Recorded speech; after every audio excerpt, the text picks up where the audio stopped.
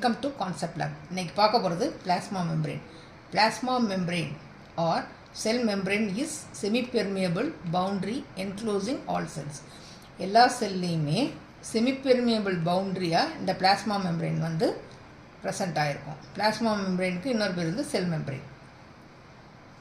அந்த செல்லை வந்து என்க்ளோஸ் பண்ணியிருக்கோம். செமிபெர்மியபிள்னால் பாதி வந்து ஊடுருவ முடியும், பாதி வந்து உள்ளே போக முடியாது. அதான் ஊடுருவல்னால் உள்ளே போகிறது, அந்த மெம்பரேனை தாண்டி போகிறது. It physically separate the cells internal cytoplasm from the external என்விரான்மெண்ட்டை. எக்ஸ்டர்னல் என்விரான்மெண்ட்லேருந்து அந்த செல்லோட சைட்டோபிளாசத்தை, அதாவது செல்லுக்குள்ளே இருக்கிற செல்லுக்குள்ளேங்கிறது தான் இன்டர்னல் சைட்டோபிளாசத்தை அந்த என்விரான்மெண்டல்லேருந்து செப்பரேட் பண்ணுறது தான் அந்த பிளாஸ்மா மெம்பரேனோட வேலை. It discovered in 1950. It is first discovered in human RBC. Human RBCல தான் ஃபஸ்ட்டு வந்து இதை இந்த பிளாஸ்மா மெம்பரேன் டிஸ்கவர் பண்ணுறாங்க. Plasma membrane present outside of the animal cell. Animal செல்லில் பிளாஸ்மா மெம்பரேன் எங்கே ப்ரெசென்ட் ஆகிருக்கும்? அவுட் சைடில் ப்ரெசென்ட் ஆகிருக்கும். இதே வந்து பிளான்ட் செல்லில் plasma membrane surrounded by a cell wall. Plasma மெம்பரேனை சுற்றி செல் வால் வந்து ப்ரெசென்ட் ஆகிருக்கும் இதில் பிளான்ட் செல்லில். அடுத்தது, it is a lipid bilayer usually consisting of phospholipid and glycolipid. Glycolipid and phospholipid இது ரெண்டும் வந்து இந்த பிளாஸ்மா மெம்பரேன் லேயரில் வந்து ப்ரெசென்ட் ஆகிருக்கும். It is also contain membrane protein, integral protein, span the membrane and servers, transporters and peripheral proteins attached to surface of the cell membrane acting as enzyme to facilitate interaction with cells environment. அதாவது இந்த plasma மெம்பரேனோட அந்த membrane மேலே என்ன இருக்கும்? இந்த டிரான்ஸ்போர்ட்டர்ஸ்னு அந்த proteins வந்து present ஆகிருக்கும். அது வந்து அந்த ப்ரோட்டீன்ஸ் வந்து எப்படி நம்மளுக்கு ஆக்ட் பண்ணும்? என்சைமாக ஆக்ட் பண்ணும். ஆக்ட் பண்ணி என்ன பண்ணும்? என்விரான்மெண்டல்லேருந்து அந்த மாலிகுலை எப்படி செல்லுக்குள்ளே அனுப்புறது, அதே மாதிரி செல்லுக்குள்ளே இருக்கிற அந்த தேவையில்லாத மாலிகுல்ஸை அந்த மெம்பரேன் மூலயமா வெளியில் அனுப்புறது. இதுதான் அந்த ப்ரோட்டீன்ஸோட வேலை. இதை வந்து அந்த ஃப்ளூயிட் மொசைக் மாடல் அப்படிங்கிறத வச்சு எக்ஸ்பிளைன் பண்ணியிருக்காங்க. ஃப்ளூயிட் மொசைக் மாடல் இது வந்து எப்போ அக்செப்ட் பண்ணிக்கிறாங்கன்னா, இதை தான் வந்து ஃபஸ்ட்டு அக்செப்ட் பண்ண மாடல் இது. இதுலேயே இந்த பிளாஸ்மா மெம்பரேனில் நிறைய மாடல்ஸ் இருக்குது. ஃபஸ்ட்டு அக்செப்ட் பண்ணது ஃப்ளூயிட் மொசைக் மாடல். எப்போ அக்செப்ட் பண்ணிக்கிறாங்கன்னா 1972. In this model plasma membrane is mosaic of components phospholipid, cholesterol and protein that move freely and fluidity in plane of the membrane. இதுதான் வந்து அந்த fluid mosaic மாடலோட diagram. இதுதான் வந்து glycoprotein, இது வந்து peripheral membrane protein, integral membrane protein, இது வந்து protein channels, இது வந்து கிளைகோப்ரோட்டீன், இது பாஸ்போலிபிட் பைலேயர். எல்லாம் சேர்ந்தது தான் பாஸ்போலிபிட் பைலேயர். பைலேயர்னா ரெண்டு இதுக்கு இடையில இருக்கு இல்லையா, அதனால் இதுக்கு பேர் என்ன? Phospholipid bilayer. இந்த ப்ரோட்டீன்ஸ்லாம் என்ன பண்ணும்? அந்த மாலிகுல்ஸை ட்ரான்ஸ்ஃபர் பண்ணுறதுக்கு உள்ளேருந்து வெளியிலேருந்து அந்த செல்லுக்குள்ளேருந்து வெளியிலையும் வெளியிலேருந்து உள்ளேயும் அனுப்புறது தான் இந்த ப்ரோட்டீன்ஸோட வேலை. இந்த மாடலை வந்து டிஸ்கிரைப் பண்ணி தான் என்ன பண்ணுறாங்க, இது மாதிரி பிளாஸ்மா மெம்பரேன் ஒன்று இருக்குங்கிறத டிஸ்கவர் பண்ணுறாங்க. இதை வச்சு தான் எக்ஸ்பிளைன் பண்ணுறாங்க ஃப்ளூயிட் மொசைக் மாடலை. இப்போ அடுத்தது, பிளாஸ்மா மெம்பரேனில் என்னென்ன ப்ரெசென்ட் ஆகிருக்கு? Components of plasma membrane. Plasma membranes, the components of plasma membrane are lipid, protein and carbohydrate. Lipid இருக்கும், protein இருக்கும், carbohydrate இருக்கும்.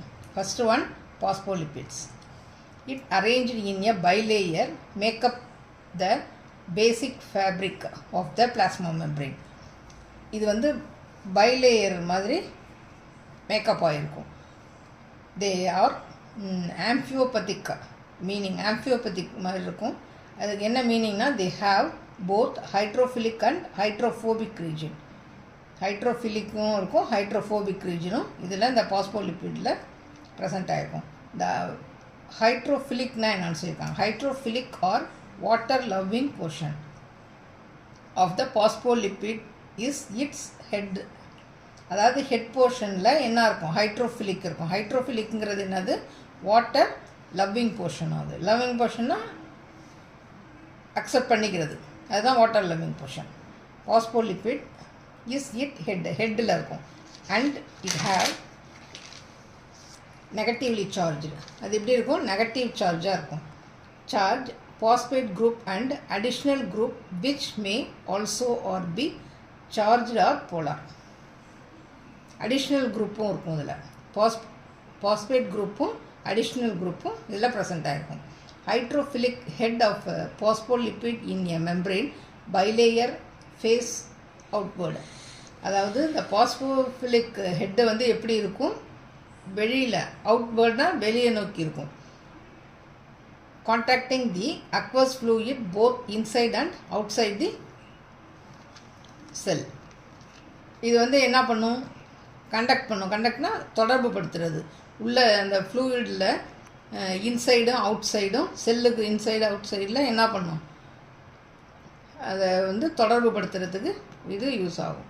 அடுத்தது ஹைட்ரோஃபோபிக் அப்படின்னா water fearing part of phospholipid. Non polar, அது வந்து போலார், இது வந்து non polar. Non polar fatty acid tails.